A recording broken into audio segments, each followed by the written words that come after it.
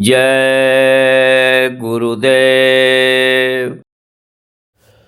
ध्यानमूलं गुरुमूर्ते पूजामूलं गुरुपदम् मन्त्रमूलं गुरुवाक्यं मोक्षमूलं गुरुकृपा।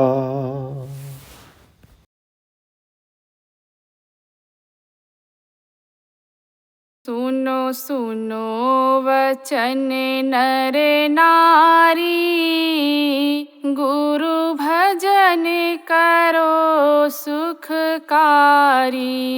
सुनो सुनो वचन नर नारी, गुरु भजन करो सुखकारी। जिन रचा शरीर तुम्हारा, जिन रचा शरीर तुम्हारा, उसका क्यों नाम बिसारा। उसका क्यों नाम बिसारा। कृतघ्न सठ मूढ़ अनारी, गुरु भजन करो सुखकारी। कृतघ्न सठ मूढ़ अनारी, गुरु भजन करो सुखकारी। खाना पीना सो जाना, खाना पीना सो जाना, सब काम है पशु समाना। सब काम है पशु समाना। क्यों देह मनुज की धारी, गुरु भजन करो सुखकारी। क्यों देह मनुज की धारी, गुरु भजन करो सुखकारी। क्या गर्व करे मन मानी, क्या गर्व करे मन मानी। तुझे काल पकड़ ले जाई, तुझे काल पकड़ ले जाई। पल छिन की लगे नहीं वारी, गुरु भजन करो सुखकारी। पल छिन की लगे नहीं वारी, गुरु भजन करो सुखकारी। विषयों से मन को मोड़ो, विषयों से मन को मोड़ो। गुरु चरण कमल में जोड़ो, गुरु चरण कमल में जोड़ो। ब्रह्मानंद मिटे भय भारी, गुरु भजन करो सुखकारी। ब्रह्मानंद मिटे भय भारी, गुरु भजन करो सुखकारी। सुनो सुनो वचन नर नारी, गुरु भजन करो सुखकारी। सुनो सुनो वचन नर नारी, गुरु भजन करो सुखकारी। जय गुरुदेव। जय गुरुदेव।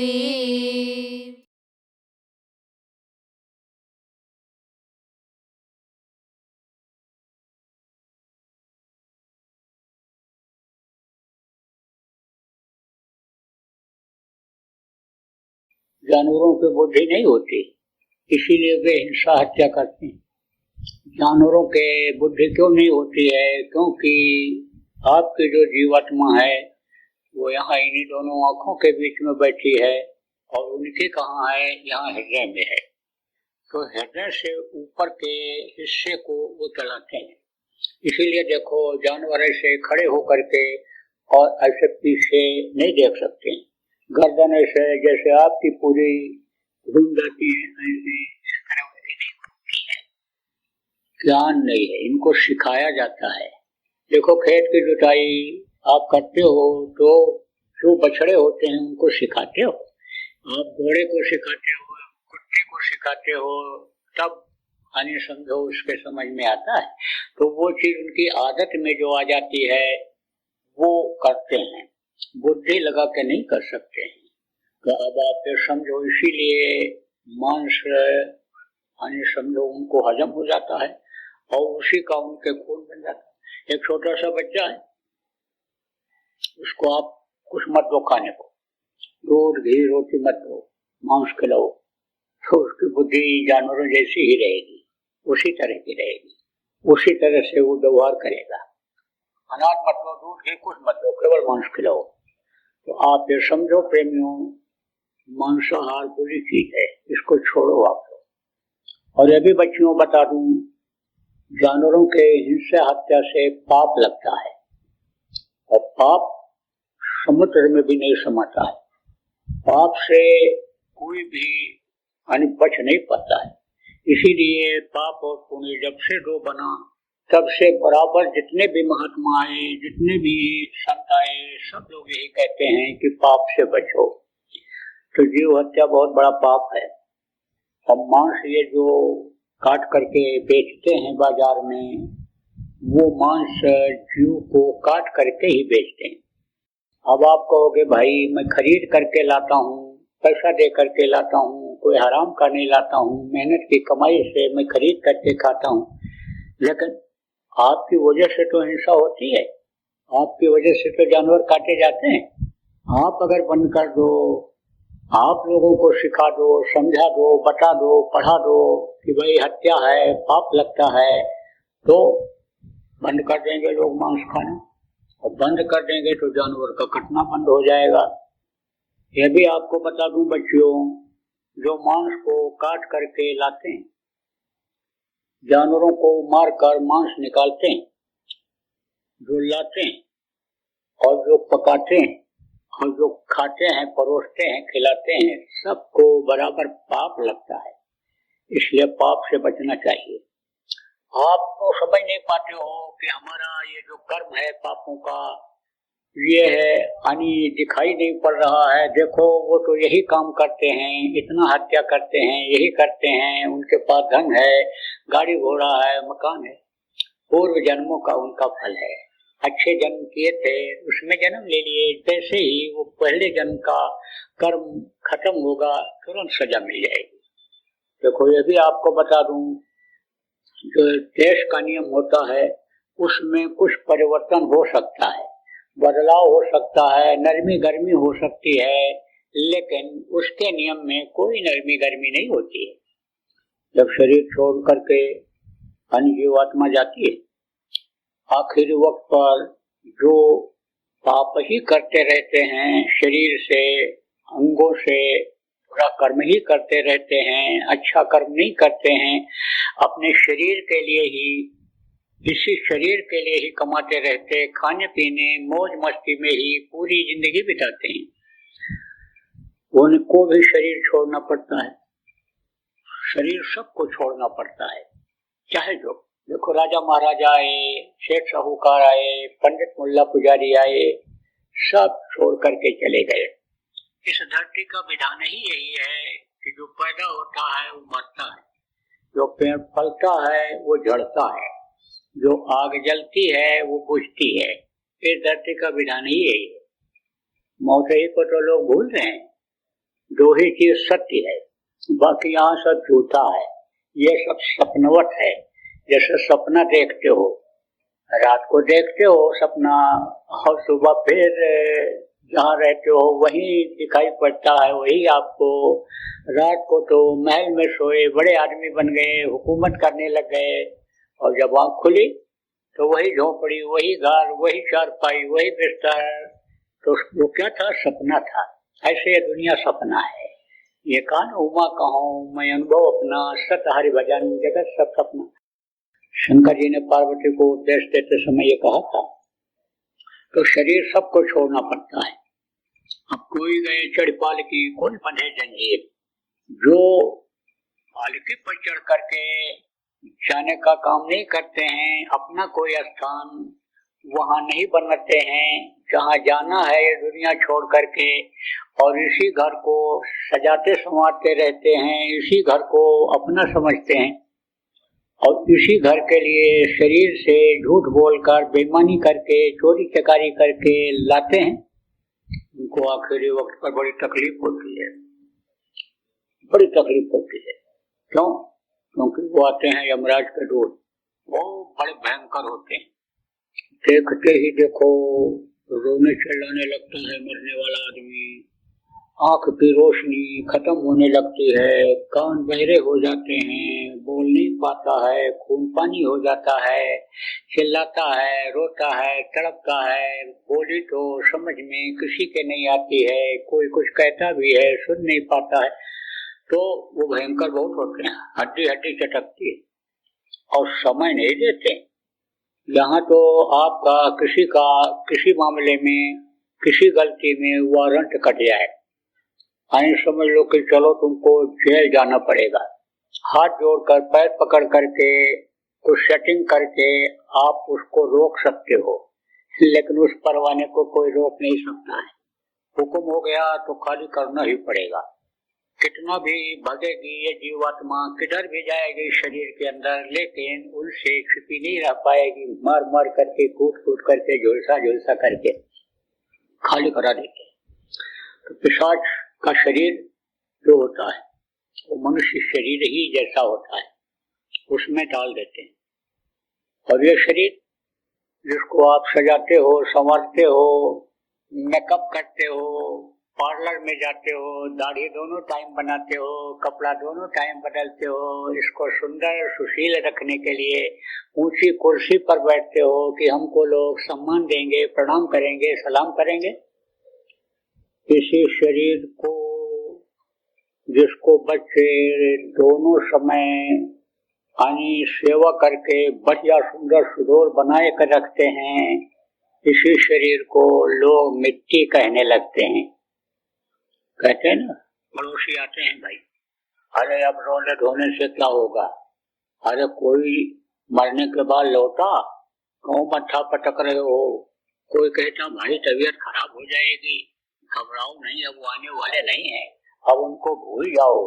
कोई कहता है अरे क्या कमी छोड़ करके गए, अरे घर बना दिया, देखो बच्चे अपने पैर पर खड़े हो गए, कमाने लगे, खाने लगे, शादी ब्याह लड़का लड़की का कर दिया, और रोते हो सब लोग, अब उनको भूल जाओ।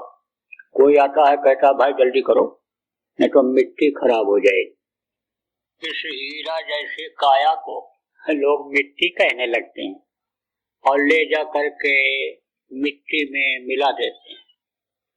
शायद मिट्टी के नीचे डाल दें तो मिट्टी में मिलना है ये शरीर, सड़ करके गल करके मिट्टी जैसा ही हो जाना है, या जला देंगे तो वो जो राख निकलेगी वो भी मिट्टी में मिल जाती है, तो मिट्टी के खिलौने को मिट्टी में मिला देते हैं। लेकिन पिशाच के शरीर में जो ये आत्मा है, आप पहली बार जो आए हो, आत्मा नहीं समझ पा रहे हो, आत्मा के बारे में बता देता हूँ। यह है परमात्मा की अंश, भगवान का बहुत छोटा टुकड़ा, जिसको देख नहीं सकते हो इन बाहरी आंखों से। यही आत्मा कीड़ा मकोड़ा में, सांप गोजर में, चींटी से भी छोटे कीड़े में, यही हाथी में, यही ऊंट में, यही मनुष्य में भी, तो ये परमात्मा की अंश जीवात्मा है। 5 महीना 10 दिन का बच्चा जब माँ के पेट में हो जाता है तब ये डाल दी जाती है, और सबकी उम्र वहीं से निश्चित होती है कि इतने समय तक इनको रहना है।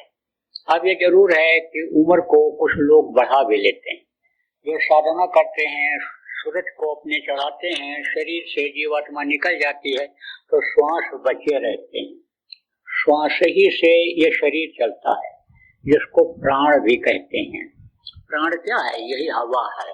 हवा बंद हो जाए तो कहते प्राण निकल गया। ये जल, पृथ्वी, अग्नि, वायु और आकाश ये जो हैं यही शरीर को चलाते हैं, यही बनाए शरीर माँ के पेट में। तो जीवात्मा को यहाँ बैठा दिया, ये परमात्मा की अंश है जीवात्मा। तो ये सजा पाती है। पिशाच के शरीर में बंद करते और ले जाते हैं यमराज के सामने पेश करते हैं। तो यमराज के सामने जब भी जाता है तो रोता है, चिल्लाता है। क्यों? क्योंकि वहां पड़े रहते हैं एक तो हजारों। तो किसी को कोड़े लग रहे हैं, तो किसी को हंटर लग रहा है, तो किसी के सीने पर सवार होकर के दबा रहे हैं, आंखें निकल रही हैं, जीभ निकल रहा है, किसी का पैर पकड़ करके ऐसे फेंक दे रहे हैं, तड़प रहा है। तो जब देखते हैं तो रोए खड़े हो जाते हैं। भूखे प्यासे 86,000 योजन ऊपर यमपुरी मारते, कोड़ा लगाते, डांट फटकार करते, वहां जब ले जाते हैं तो ऐसे ही हताश हो जाता है वो। अब वहां जब पहुंचता है, देखता है जो कितनी मौत पड़ रही है, इतनी सजा मिल रही है, इतना ये हो रहा, पूछता भी है यमराज के लोगों से ये क्या होता है। अरे कहते हैं घबराते क्यों हो, अभी तुम्हारे ऊपर भी पड़ेगी, तुमको तो इसीलिए लाया गया है। तो वो यमराज बैठा रहता है। तो दिव्य पुरुष देखने में तो ऐसा मालूम पड़ता है कि भगवान है, देवता है, लेकिन माफ नहीं करता किसी को। तो उससे रोता है, चिल्लाता है, कहता माफ कर दीजिए, माफ कर दीजिए। तो ऐसे तो गलती करते हो, भूल जाते हो, भूलने की आदत बन गई।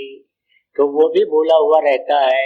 कहता तुमने पाप किया, यमराज कहता है, जीव कहता नहीं किया। कहता देखो दिखा देते हैं, आज जो आप करते हो, कहते हो आंख बचा करके कर लो, क्या कहीं कोई देख रहा है? देख रहा है। जिसको नहीं देख पा रहे हो वो सब देख रहा है। उसके कैमरे से बच नहीं सकते हो, उसकी लिखा पढ़ी से आप बच नहीं सकते हो। तो जो चित्रगुप्त उनके बगल बैठे रहते हैं, यमराज के बगल, वो समझ लो कि हिसाब सब बता देते हैं। भाषा उनकी अलग है, वो भाषा आप समझ नहीं सकते हो। आप समझो अपनी भाषा में बहुत जल्दी बता देते हैं। जैसे कंप्यूटर होता है, कंप्यूटर बटन दबाओ कैसे आ जाता है, न खोलने में देर लगती है। ऐसे उनके पास भी स्वचालित मशीन है, उसमें ऑटोमेटिक जितने लोगों का है सबका उसमें आता रहता है। जैसे ऊपर से देखो राडार लगा रहता है, वो पहचान लेता है आप बैठे हो। ऐसी भी मशीन है कि आपको कोई देख रहा है, कहीं से देखना चाहे तो देख ले। इस समय यहाँ भी मशीन का आविष्कार हो गया, लेकिन किस आधार पर हुआ? उसी आधार पर हुआ, आध्यात्म के आधार पर। इसीलिए तो विदेश के लोग आगे बढ़ गए, भारत के लोग आध्यात्मिकता को छोड़ दिए। वो आध्यात्मिकता को पकड़ करके जब तरक्की किए तब उनको जानकारी हुई कि भारत में ये विद्या है। तब यह भग करके आ रहे हैं, हरे रामा हरे कृष्णा, गली गली में घूमते हैं और उस चीज को खोजते हैं। तो आप समझो इस चीज को प्रेमियों कि उनके पास सारा हिसाब किताब होता है। तो यहाँ तो आप मुकदमे से छूट सकते हो, किसके बल पर? पैसे के बल पर, शोर सिफारिश के बल पर, लेकिन वहां से नहीं छोड़ सकते। वहां तो सजा बोल देता है, और वहां की सजा बड़ी ही भयंकर होती है। मारते हैं, कूटते हैं, फिर नरकों में डाल देते हैं। जैसे अपराधी को यहाँ के सिपाही पकड़ते हैं तो पहले तो 2-4 थप्पड़ लगा के डरवा धमका देते हैं, मनोबल को डाउन कर देते हैं, फिर ले जाते हैं जेल में बंद करते हैं। ऐसे ही नर्क है, उन नरकों में डाल देते हैं। पड़े कोई पूछने वाला है? नरकों की तरफ तो कोई जाना ही नहीं चाहता है। गाँव में रहते हो और गांव के बाहर कोई कुत्ता मरा पड़ा है, जानवर पड़ा है, 2 रास्ते हैं गांव से बाहर निकलने के, तो कहोगे भाई इस रास्ते से नहीं उधर से चलेंगे, बड़ी बदबू है वहां। ऐसे नरकों में है क्या? अदबू बदबू यही है। लेट्रिन जिसको कहते हो, मल का नर का अलग है, मूत्र का अलग है, मवाद का अलग है। सड़े हुए जानवरों की बदबू अलग आती है। लोहे के यानी समझो की कीलें लगी हैं, उस पर से निकल नहीं पा रहे हैं, पड़े रहते एक तरफ, झुमलाए दूसरी तरफ है। मुर्दों के नर अलग है, तांबे के पानी जैसे बर्तन होते हैं, घड़ा होता है, आग में टपा दिया जाए, ऐसे आग ही जलती रहती है, उसे फेंक देते हैं, उसी घड़े के ऊपर गिरे, फिर यहाँ लगा, फिर पलटा। क्या बता आपको कि किस तरह का हो, तो देखोगे तब पता चलेगा। आज बताऊंगा सब देखने का तरीका आपको बताऊंगा। आज कोई भी कर सकता है, चाहे स्त्री हो, चाहे पुरुष हो, चाहे पढ़ा लिखा हो, चाहे अनपढ़ हो, चाहे गरीब हो, चाहे अमीर हो, बहुत आसान है, बता दूंगा आज आप। तो आप समझो कि बहुत तकलीफ, और वहां से जब छुटकारा मिला तब समझो कि 84 लाख योनियों में आना पड़ता है। खड़े कर दिए गए पेड़ बना करके, सैकड़ों साल खड़े, कुछ नहीं। आप ये समझो कोई सुनवाई नहीं, समझो सांप बना दिए गए। अब सांप के अंदर क्या होता है? जहर। आप देखो, एक पक्षी को आप पकड़ लेते हो, एक जानवर को पकड़ लेते हो, पालते हो, सहलाते हो अपने घर, और दूसरे जानवर को नजदीक नहीं आने देते हो। दिखाई पड़ जाए अभी तो डंडा लेकर के खरीदते हो, शेर दिखाई पड़ जाए तो लोग गोली तक चला देते हैं, डरते हैं, तो मार देगा। इतने लोग बैठे हो, अभी एक सांप दिखाई पड़ जाए तो एक की हवा यहाँ नहीं मिलेगी, सांप भागोगे, एक के ऊपर दूसरे गिरने लगोगे। क्यों? इसलिए कि काट लेगा, मर जाए। एक बिच्छू दिखाई पड़ जाए तो भागोगे। क्यों? डंक मार देगा तो तकलीफ हो जाएगी, परेशान हो जाऊंगा। अब आप ये समझो कि ये जो जानवर हैं ये अपनी जान बचाते हैं। आदमी को देखें तो रास्ता बदल देते हैं सांप। सांप कब काटता है, बिच्छू कब डंक मारता है? जब दब जाता है या गुस्से में होता है, कोई छेड़ देता है। देखो मधुमक्खी का छत्ता होता है, मधु कितनी मीठी चीज है, दवा में प्रयोग की जाती है। अच्छी अच्छी दवाएं समझ लो, बगैर मधु के वैद्य लोग कहते हैं खाओगे तो फायदा नहीं करेगी। मधुमक्खी क्या देती? शहद देती। लेकिन अगर उसको कोई छेड़ दे तो डंक पे डंक उसका जमता जाता है। डंक मारा और अंदर घुस गया, और फिर दूसरा डंक जम जाता है, और फिर दूसरी जगह मारेगा। 4 मक्खी लग जाए तो भी आदमी के शरीर में कांटे ही कांटे हो जाए और जहर फैल जाए पूरे शरीर में, जान बचना मुश्किल हो जाए। तो ये जान बचाते हैं बिच्छू, सांप, शेर। शेर सामने पड़ जाए सीधे हमला नहीं करता है, देखता रहेगा इसे। जब पलक आपकी दबेगी तब हमला करेगा, फिर उसका निशाना चूक नहीं सकता है, फिर तो मारेगा ही। लेकिन मारने के बाद तुरंत नहीं खाता है, हट जाता है, फिर देखता रहता है।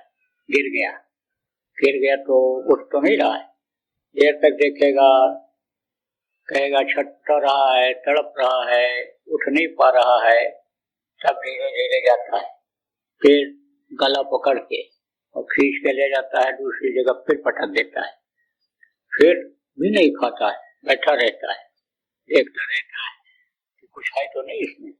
जब उसको विश्वास हो जाता है कि उठ नहीं सकता है, हमारे ऊपर हमला नहीं कर सकता है, तब खाता है। तो ऐसी योनियों में जाना पड़ता है, और फिर 9 महीने माँ के पेट में उल्टे लटकना पड़ता है।